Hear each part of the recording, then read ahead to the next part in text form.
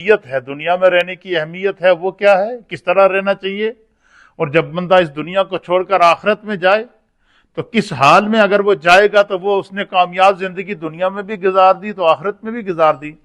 تو حضور نبی علیہ الصلوۃ والسلام نے فرمایا کہ ایک عنقریب میری امت پر ایک ایسا زمانہ آئے گا کہ انسان کی ترجیحات بھول جائیں گی، تبدیل ہو جائیں گی۔ ترجیحات تبدیل ہونے کا معنی یہ ہے کہ بندہ دین کو بھول جائے گا، آخرت کو بھول جائے گا، اور قرآن کو بھول جائے گا، سنت رسول کو بھول جائے گا، اور وہ سمجھے گا کہ یہ جو میری زندگی ہے بس اس میں جو کچھ میں حاصل کر سکوں چاہے جس ذریعے سے آئے بس میں حاصل کر لوں، تو پھر وہ آخرت کو بھول جاتا ہے۔ تو نبی علیہ الصلوۃ والسلام نے، اور آج ہم اس دور سے گزر رہے ہیں، یہ جس دور سے ہم گزر رہے ہیں نفس نفسی کا دور ہے یا نہیں ہے؟ ہر انسان جناب اس چکر میں لگا ہے کہ بس میں جو دنیا میں جڑے دن ہیں اسی کے اندر جو ہے وہ میں ساری دنیا کو سمیٹ لوں، لیکن یہ پتہ نہیں کہ ہم جب دنیا سے جائیں گے تو کوئی بھی چیز ہمارے ہاتھ سے، حتیٰ کہ مولانا روم رحمۃ اللہ علیہ کہتے ہیں کہ انسان تو غور تے کرنا تنو جس چیزوں کی دنیا تے روانہ ہوئے گا تو تیرے جسم کے جو کفن ہوگا اس کفن میں جیب نہیں ہوگی، اس کفن میں جیب نہیں ہوگی، وہ بغیر جیب کے ہوگا، بن سلے ہوئے ہوگا۔ تو فرمایا جب بندہ اس طرح غور کرے تو پھر اس کو زندگی کی سمجھ آ جاتی ہے۔ تو نبی علیہ الصلوۃ والسلام نے فرمایا کہ ان قریب میری امت پر وہ زمانہ آنے والا ہے کہ وہ 5 چیزوں سے تو محبت کرے گا اور 5 چیزوں کو بھول جائے گا۔ حضور نے پہلے پیشن گوئی کر دی کہ میری امت پر ایک ایسا زمانہ آنے والا ہے کہ بندہ مومن 5 چیزوں سے تو محبت کرے گا اور 5 چیزوں کو بھلا دے گا۔ تو نبی علیہ الصلوۃ والسلام نے ان 5 چیزوں کی نشاندہی کی ہے، اور صحابہ اکرام نے اس حدیث کو امت تک پہنچایا تاکہ قیامت تک ہم اس نبی علیہ السلام کی اس ارشادات کو یاد کر کے ہم ان چیزوں سے بچ جائیں جو ہمیں آخرت سے دور کر دیں، یا ان چیزوں سے بچ جائیں جو ہمیں دین سے دور کر دیں، یا ان چیزوں سے بچ جائیں جو ہمارے دل کی سختی کا سبب بنے، یا ان چیزوں سے بچ جائیں جو ہمارے دلوں کے اندر سے تقوی کے نور کو دور کر دے۔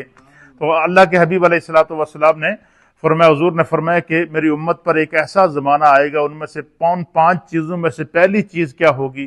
حضور نے فرمایا کہ بندہ وَيُحِبُّونَ الدُّنْيَا وَيَنْسَوْنَ الْآخِرَةَ، بندہ دنیا نال تے محبت کرے گا لیکن آخرت نو بھلا دے گا۔ فرمایا کہ جب بندہ دنیا سے محبت کرے گا اور آخرت کو بھلا دے گا، دنیا کے جمیلوں میں اتنا گم ہو گیا کہ نماز 5 وقت کی فرض ہے چھوڑ دی، قرآن کی تلاوت چھوڑ دی، اور دنیا کے جمیلوں میں اتنا گم ہو گیا کہ ایک وقت دنیا کی مصروفیات کا ایسا آتا ہے کہ بندہ اپنے آپ کو بھول جانا ہے کہ میں کیا کر رہا ہوں۔ تو حضور نے فرمایا کہ ایسے وقت سے بچو، دنیا میں رہو۔ تو قرآن کریم میں اللہ تعالیٰ نے جو ہے وہ ایسے لوگوں کی فضیلت بیان فرمائی ہے۔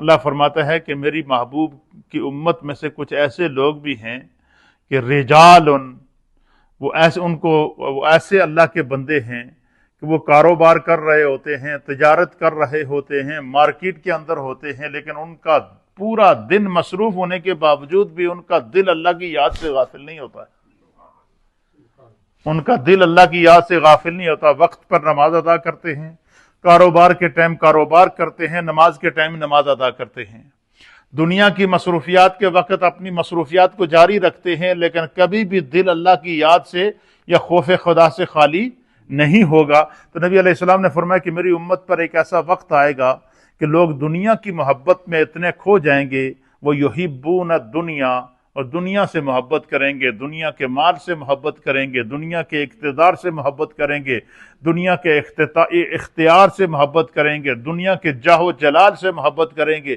دنیا کی کر و فرض سے محبت کریں گے، وَيَنْسَوْنَ الْآخِرَةَ، اور آخرت کو بھلا دیں گے۔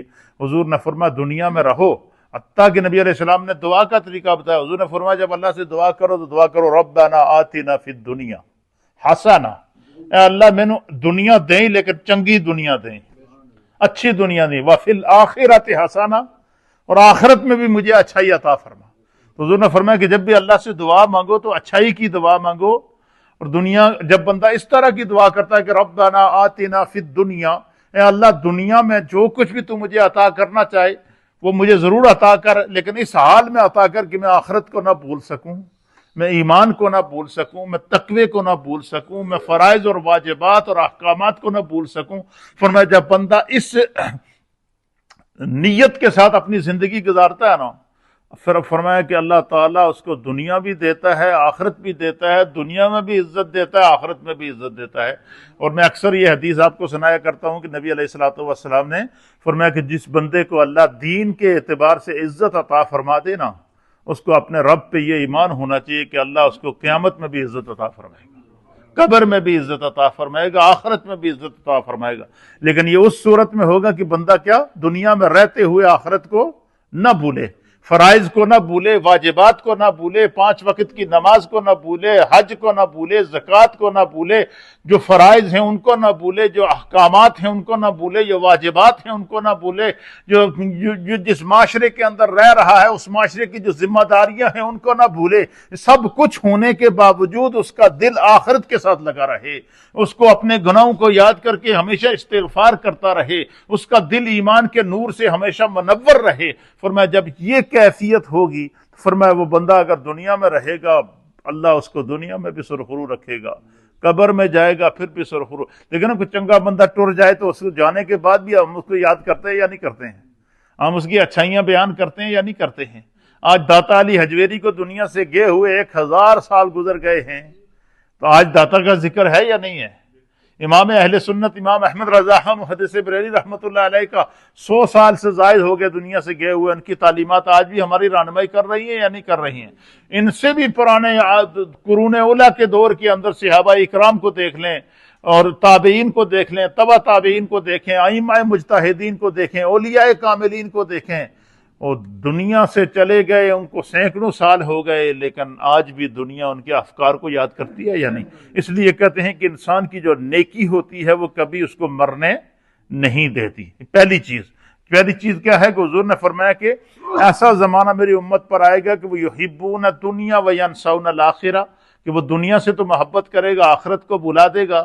لہٰذا ہمیں دنیا میں اس حال میں رہنا ہے کہ ہم دنیا میں رہیں تو خدا کی یاد سے غافل نہ ہوں، اللہ کے دین سے غافل نہ ہوں، فرائض اور واجبات سے غافل نہ ہوں، اپنی شرعی ذمہ داریوں سے غافل نہ ہوں، اور اسی حال میں اللہ تعالی ہمیں آخرت۔ صرف حضور نے فرمایا کہ ایک اور بیماری ہے جو معاشرے کو تباہ کرتی ہے، وہ کیا ہے؟ دوسری حضور نے فرمایا میری امت میں ایسے لوگ بھی آئیں گے وَيُحِبُّونَ الْمَالَ وَيَنْسَوْنَ الْحِسَابَ۔ حضور نے فرمایا بندہ مال نال تے محبت کرے گا کہ کسی ذریعے سے آ جائے، لیکن حساب کو بھول جائے گا۔ کیا مطلب ہے؟ اللہ تعالیٰ نے مال دیا تو وہ بھول گیا کہ میں نے اس مال سے زکوٰۃ بھی نکالنی ہے۔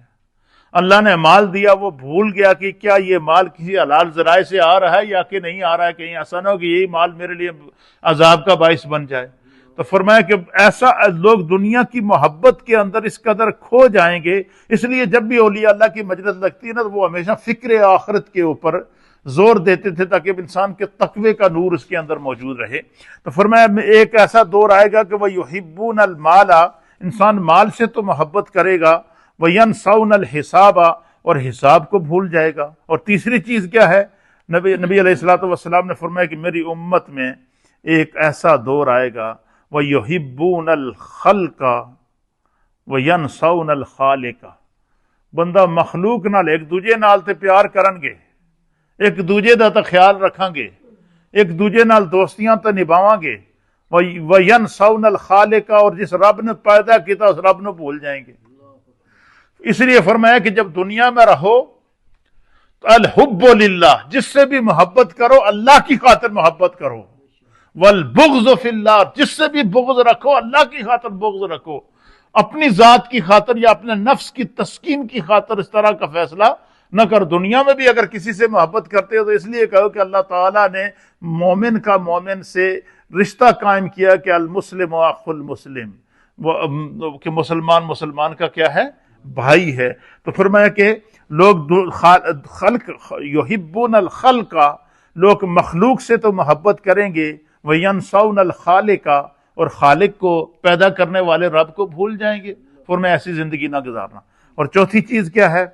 چوتھی چیز یہ بھی بڑی ہمارے لیے بڑی عبرتناک اس میں مثالیں موجود ہیں.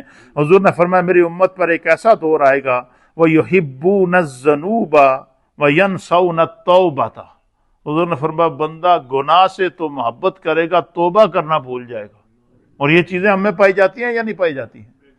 ہم گناہوں کے اندر اٹے رہتے ہیں، ہم ایک دوسرے کو، ہمیں یہ پتہ ہی نہیں ہوتا کہ یہ جو گناہ کی زندگی ہے ہم اس سے لذت لے رہے ہوتے ہیں.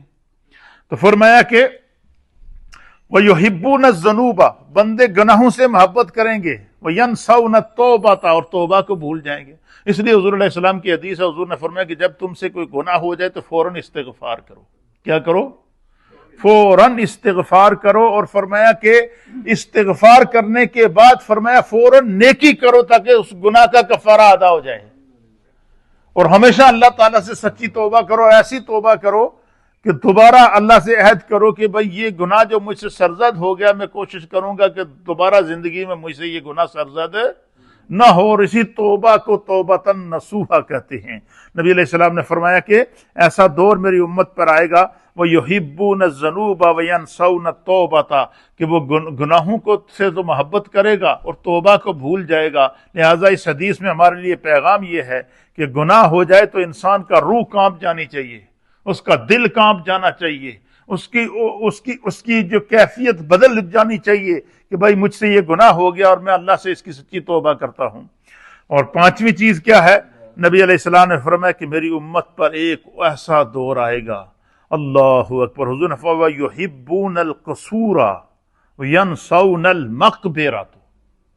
اللہ اکبر. مقبرۃ فرمایا کہ بندہ اچھے اچھے مکانات اور محلات سے تو محبت کرے گا، وَيَنْسَوْنَ الْمَقْبِرَةَ، اور اپنی 2 گز دی قبر نو بھول جائے گا.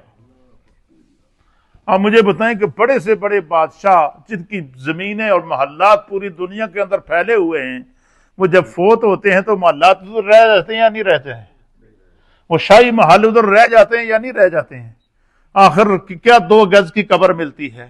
تو فرمایا دنیا میں رہتے ہوئے بندہ اگر اپنی قبر کو یاد کرے گا نا تو پھر وہ قبر ایسی قبر ہوتی ہے کہ پھر جب بندہ قبر میں جاتا ہے نا پھر اس کے حجابات کو ہٹا دیا جاتا ہے.